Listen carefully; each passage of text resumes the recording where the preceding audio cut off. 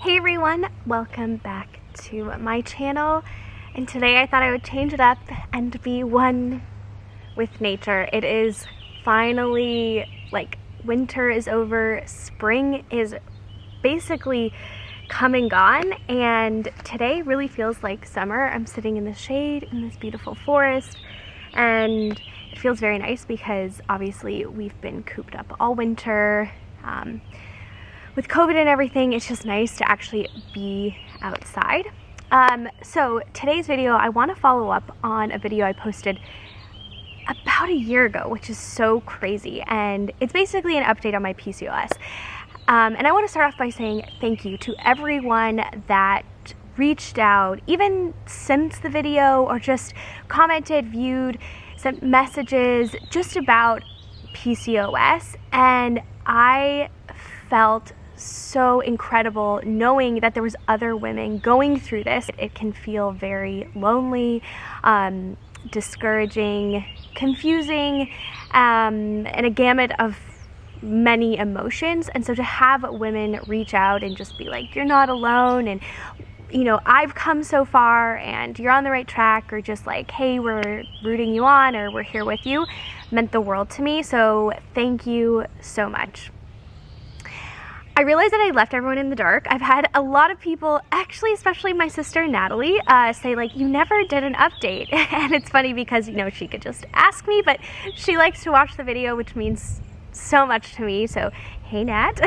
But today I'm going to talk about an update where I've, the journey so far, a little bit of the road so far, and what lies ahead. And I make this because, one, I love sharing my journey, and two, I found it really helpful to watch videos like this, especially when I first was diagnosed with PCOS.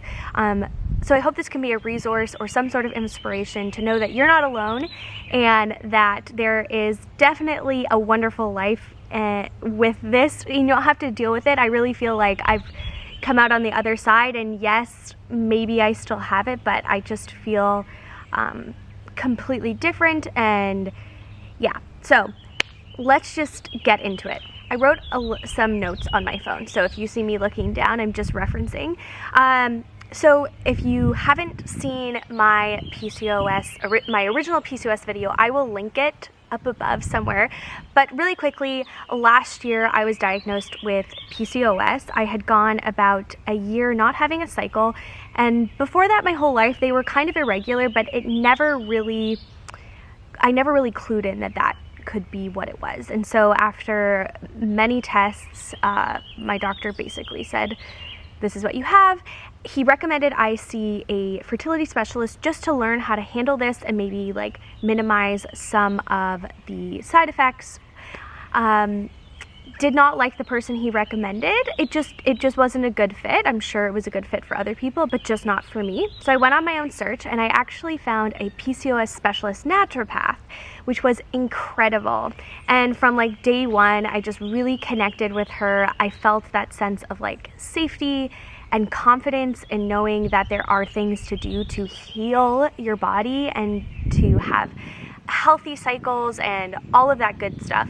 So it's been about 10-ish months since I started seeing her, almost a year. And the amazing thing is I had a cycle every single month. I felt so much better.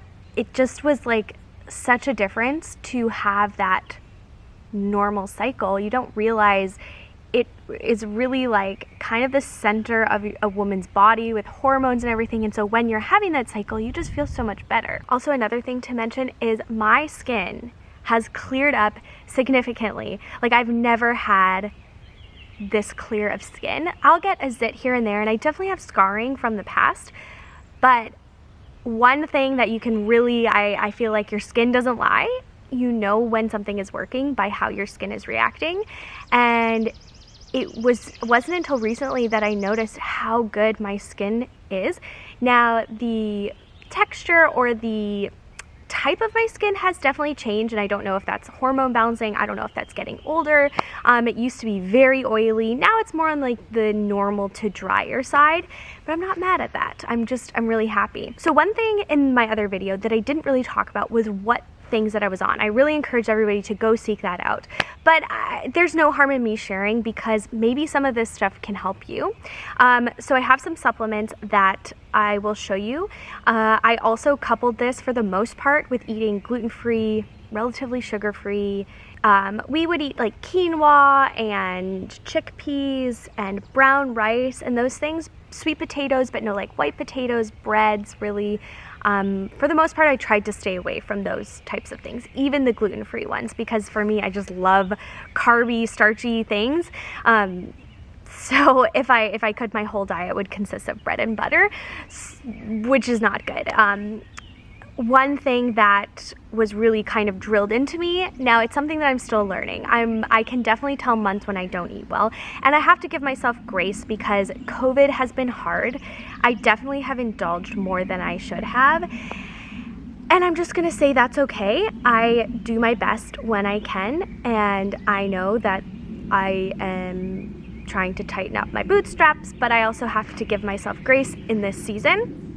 But basically the way that I was taught I should be eating is if you take your plate, half of it should be leafy greens, vegetables, whatever you want. Then the other half, if you split it into the quarter, so the 1/4 should be your protein, and then if you take that other quarter and split that in half, 1 sliver should be your fats, whether that's your olive oils, your nuts, your seeds, and then the other sliver is your starches or your carbs, so like a sweet potato, brown rice, quinoa, those types of things.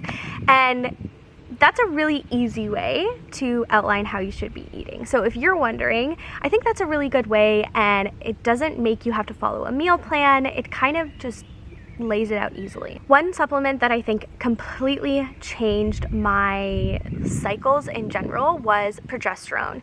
This is something that you have to get tested. I went through multiple testing. I did glucose testing. I did like 3 or 4 different types of blood testing. I did many things. And one thing that came up was just low progesterone. And pretty much I take progesterone, if you don't know how it works, you take it from like day 18 of your cycle for 14 nights. When you stop the next day, it's like 24 hours or 48 hours later, you pretty much will get your cycle. Basically, it's helping your body build that progesterone, and then it removes it, and then your cycle comes. So to me, that's a key indicator of what was going wrong. I think I have potentially low progesterone and my body needs help in that area. Other things that were identified with PCOS and that I struggle with is difficulty sleeping. I did not know that people with PCOS struggle with sleeping. I have always struggled with sleeping, so I thought it was just kind of hereditary. My dad kind of has trouble sleeping, so I thought I just inherited that. And one thing that was introduced to me was a melatonin mixed with magnesium. Game change. I sleep incredibly. It doesn't make me wake up feeling groggy. It really helps me get into a sleeping rhythm. I actually don't use it every night. I only use it on nights where I feel like I just kind of know my triggers. I know I'm going to have a hard night sleeping, so I'll usually take it then. But I find you do have to take it. You can't take it at midnight. I find that if I take it at midnight, I will be tired in the morning. So I try to take it at 9, 10, the latest, to have a good night's sleep. And that has significantly helped me. So progesterone and sleeping, big wins for me. The other things that we just incorporated, which have also really helped, again, you know, you can try all these things, but I really do believe that diet is like the main source of balance, like creating that balance in your body. These just enhance that. So I think these on their own aren't really going to do all that much. When you really change how you eat and how you look at food, seeing it as a healing property and not only nourishment, like it's there to heal and nourish you, it can be really powerful. A prenatal, this one is by NFH. I take this 3 times a day. It's high potency and it has a lot of great stuff in it. It's all in the back, but this is the one that she recommended. I also take this twice a day. This is Opti Mega 3. It's basically like fish oils. I take those twice a day. Now this, I can't even pronounce it. Acetylcysteine. And I take this twice a day. And from my understanding, this can help with anything. It's like got a very long list of things that you would take this for, but its main benefit, I believe, is anti-inflammatory. One thing with PCOS is it really causes inflammation, and unfortunately I have experienced that. Specifically, if you've heard me talk about my plantar fasciitis, I don't actually have that right now. It's gone. But I recently learned that a lot of women that have PCOS get plantar fasciitis due to the inflammation. Never knew that, but it makes a lot of sense. This helps with inflammation, I believe. Helps relieve symptoms of chronic bronchitis also. That's why I'm saying it's a very random supplement. I also take PQQ10, coenzyme Q10, prololiquinol. I don't know how to say this, but this is basically to help the quality of your eggs. Another thing that I take that I don't have that I think also, along with eating, has really helped. It's called Ovacitol, and it helps with insulin resistance. It's like highly recommended for women with PCOS. I will insert a picture somewhere on here, and it's tasteless. I just put it in my water and I drink it throughout the day, and yeah, I think it's done wonders. Again, it's hard to like pinpoint exactly, other than the one thing that I recognize is when I have a month or a couple weeks that I eat very poorly, I feel it very strongly. I even had a month where my cycle was a little bit thrown. I did still get it, but I know without a doubt it was due to how I was eating. So that's all the things that I'm taking. I know this video is getting long, but I'll quickly update you with where I am now. So we've basically hit a year mark, and you know, things are better, but my family doctor would like to see more progress. And instead of going through all the testing that I did previously with him, he has referred me to go see a fertility specialist to make sure everything is continuing to be okay, monitor if there's any like follicles or cysts or whatever. Like, it's just good every year to get checked out. And the nice thing is that the fertility specialist that I'm going with has a relationship with the naturopath. I actually got the recommendation from my PCOS naturopath, and I can couple those treatments together to make sure that my body is working at its optimal performance. And I'm happy with that. I'm not discouraged. I feel really hopeful and excited. So if there's anyone out there struggling with PCOS, like, just know there are so many resources, and I really believe, I'm not a doctor, but I really believe that you can reverse it. And I really truly believe that that's what I'm working on doing, and I'm seeing the results. I don't think I'm managing it. I think it's reversing. So that's kind of where I'm at.